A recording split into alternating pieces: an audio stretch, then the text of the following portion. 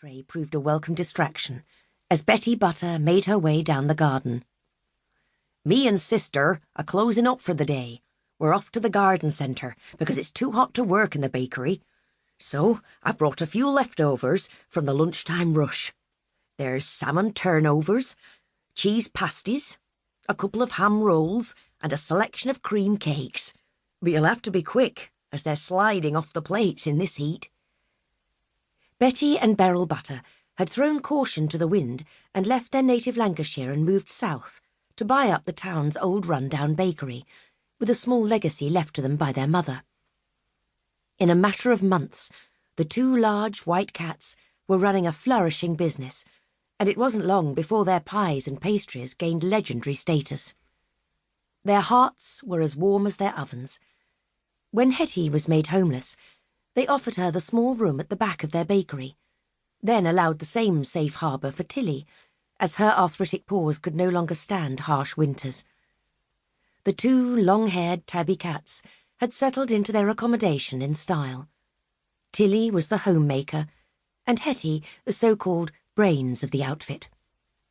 It was Tilly's love of the detective novel that had first given her friend the idea for their current occupation, and now, several high-profile cases down the line, the No. 2 Feline Detective Agency could be deemed a moderate success.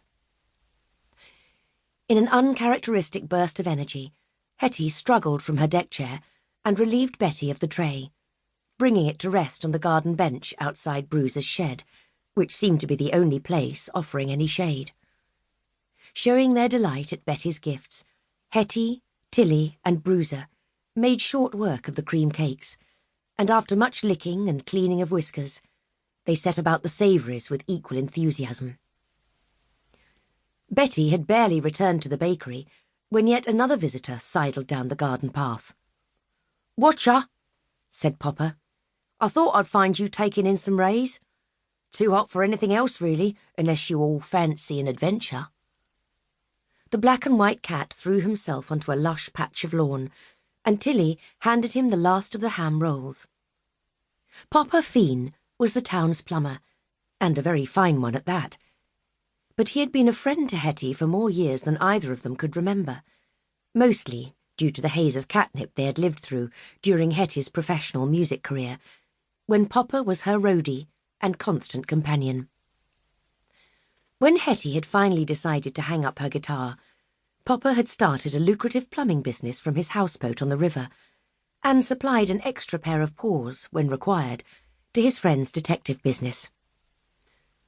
"What do you mean by an adventure?" asked Hettie, scraping some patisserie cream out of her fur.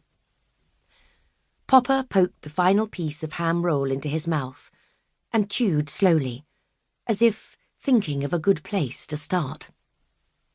Tilly moved forward on her deck chair, while Bruiser pulled an upturned bucket and settled himself down between her and Hettie. Seeing that his audience was waiting patiently, Popper began.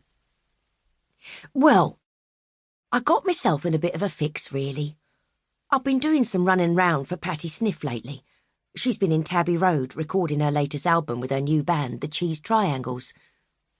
Tilly stifled a giggle as Popper continued. "Anyway, as you probably know, Patty is blind. That's why she's called Patty Sniff.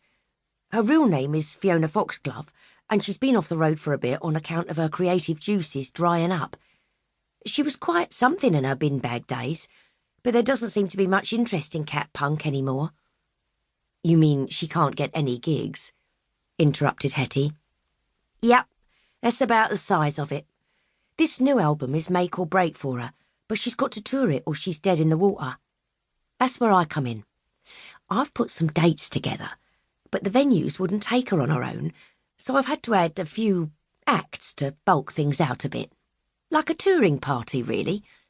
We're calling it the Summer of Fluff Tour." Tilly was now on the very edge of her seat with excitement, and preempted Hettie by jumping in with both front paws. "And you'd like us to help with the tour?" "Well, let's just put it this way. I have a number of senior tour personnel to engage, and I thought this would be right up your street." Tilly clapped her paws together